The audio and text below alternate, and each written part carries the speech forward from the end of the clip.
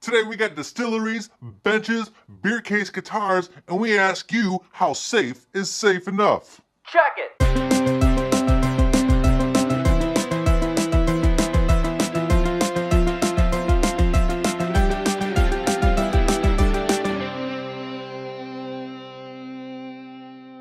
How are you doing? Today's beer comes from Christiana all the way from Portugal. And this is the Super Bock Stout. Check that out.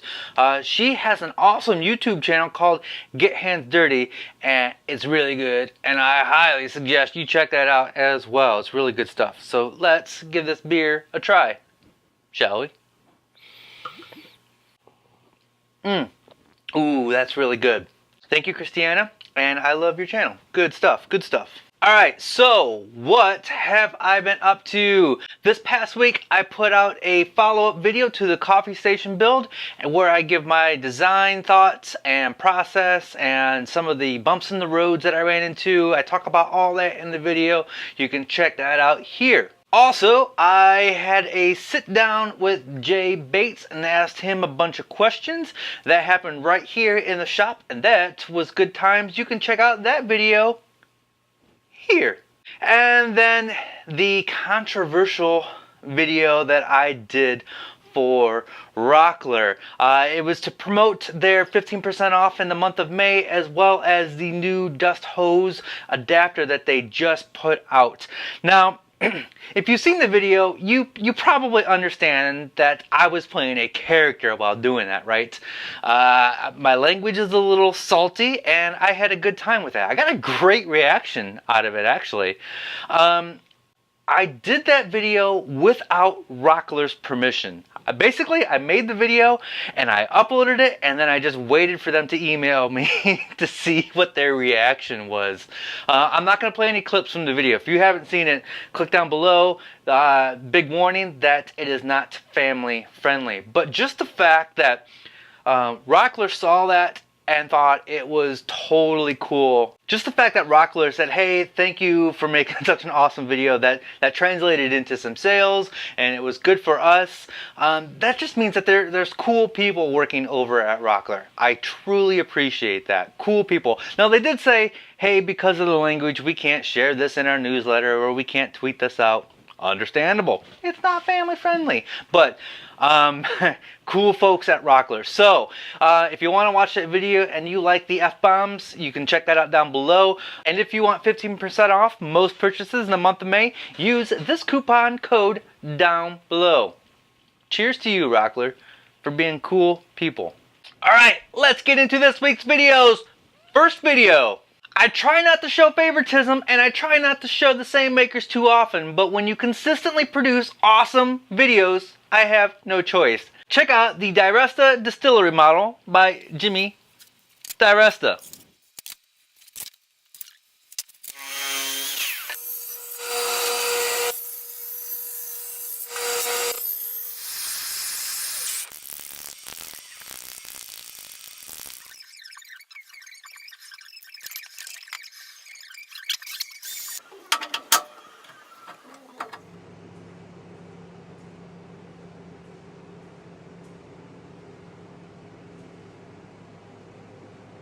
That is just totally badass.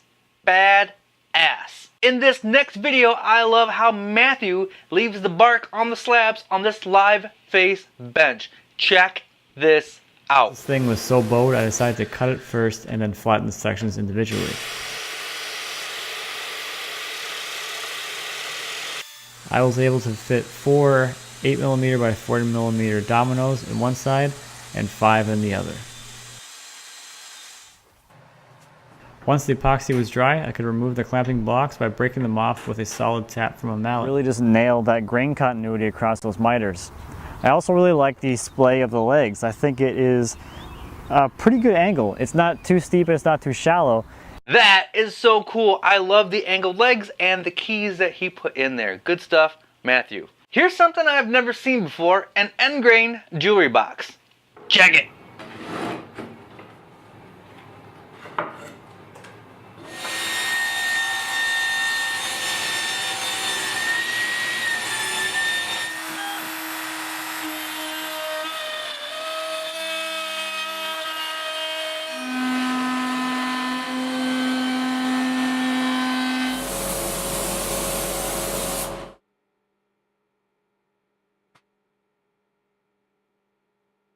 That dude, MTM Wood, is the king of end grain. So good. So good. I am a total sucker for cinematically produced woodworking videos, and this one is incredible. Originally, Take a a lot look. of chairs, they were actually made in the woods, so they actually took the lathe in the woods, and they used to tie a rope from the springing branch around the piece of wood they were working, and then onto a foot treadle, and so they would use that spring in the branch to turn the wood. We've come a long way since then.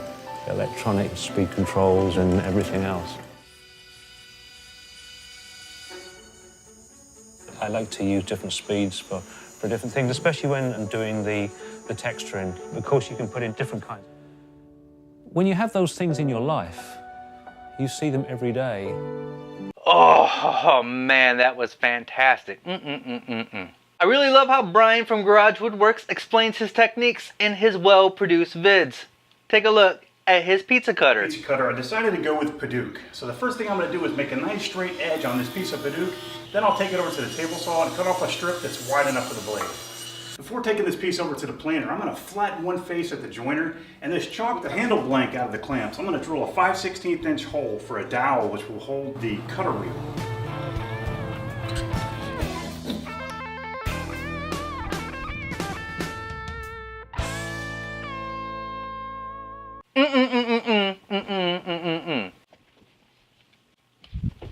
Here's one from a really cool channel called Cottage Life. They make a guitar that is also a beer case.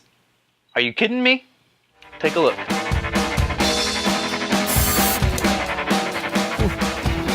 Like my job better than your job? We got a suggestion from the internet to build a guitar. So we've got a toolbox, we're gonna put some tools, some beer, and try to turn the top of it into a guitar. Okay, well I might go get the foam. Okay, cool. Good, man. Yeah, it looks all right. Yep, do it with your teeth. Sounds Light this pretty thing good. up. It sounds all right. Yeah. We'll see what it sounds like through the amp. A beer? Thanks. You're welcome. Yeah, it's got a pretty cool sound. Speaking my language, boys. Speaking my language. And speaking of guitars, check out the latest from Woodworking Masterclass. Within an hour, I changed the box into what they call a diddly bow, a one-stringed instrument. And if you really want a bit of a challenge, and you've got nothing to do for an afternoon, 2B1 and a cigar box. Down here, just like a guitar. And when you want to change pitch, since you don't have frets, you put that slide against the string.